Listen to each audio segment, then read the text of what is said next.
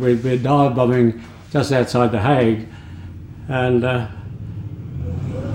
Don, who's just left, he was the wing commander and I was flying as number 2. And on the way out, I noticed I started to lose oil pressure and the temperature started to sneak up. And previously I'd had a similar symptoms and the prop had seized and stopped. And I thought, well, I think I'll just try and get as much altitude as I can and head east or west, I should say, and then bail out and they'll pick me up out of the sea. It was all very well, but I was the only one that knew about that. Anyway, I bailed out of the North Sea, which I thought was far enough off the coast. The aeroplane was still controllable. It was a matter of just getting out, standing on the wing and jumping off. Once I disconnected myself for the radio again. And so there's no drama about that at all. Then it got a bit tricky when I landed in the sea. They were sitting on a parachute, and then there's a dinghy at the bottom of that. So they all unfurled as we were programmed to do. And then I had a bit of trouble getting into the dinghy. Fortunately, I'd been to an air sea rescue course, which was mainly laid on for bomber crews, but our CO, the boss, decided to send me. He said, "Have you done a bit of swimming?" I said, "Oh, yes." He said, "Oh, you better go up to Blackpool for this air sea rescue course." I said, "Oh, fair go." Anyway, I did, and interesting, I was having trouble getting into this dinghy after having bailed out. I couldn't get into the damn thing. I suddenly remember, what did I learn at Blackpool? No, it's the right way to get into it. So I recall this, and I thought, oh God, so I got around and got in no trouble at all. Unfortunately, it was a fairly heavy swell, so they had difficulty in picking me up, finally locating me again.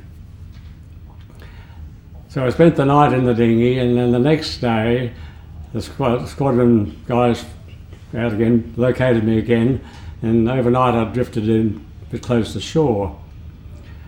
And it was during that period that the Americans sent out a Catalina, and the fact that I drifted close to shore made it a little bit dicey for him. He landed, he was going to pick me up, and the shore batteries all opened up and metal flying everywhere, so he did the wise thing and headed off back to the UK and left me to it. And I eventually drifted ashore that day, the second day. I had seen the launch come out of, I think it was in Moyden Harbour, flying a Red Cross, and I just assumed that they had this Red Cross flag just to deter attacks by the Spitfires. However, they had, all unbeknown to me, they had abandoned the rescue attempt on the International Red Cross radio, and I was drifting around there, not making, still being quite, not letting anybody know where I was. And I eventually drifted ashore on the coast. German army, the coastal defences along there, they were waiting for me and picked me up, and then they called the Luftwaffe, and the Luftwaffe officer came along and they took me to hospital to check me out, and then I spent a week at an interrogation centre just out of Hamburg, which is being bombed by the Americans every day and by the RAF every night. So after about a week there, they decided to send me off to the prison camp. So I went to a camp called Stalag Luft 1, which was up on the Baltic. There's about 10,000 aviators in this camp, mainly American, about 8,500 American, and the best of my knowledge about 1,500 Allied or other nationalities. Yeah. And then eventually and the Russians were advancing pretty rapidly, and the German commandant convened a meeting with the senior British officers, or senior Allied officers I should say, and suggested that the Germans were going to march us to the west to stay away from the Russians. And the senior Allied officers, as I understand it, told them, well, we weren't going to go anywhere. So they said, well, we're going, we'll leave the keys. Next morning, we wanted a German soldier inside.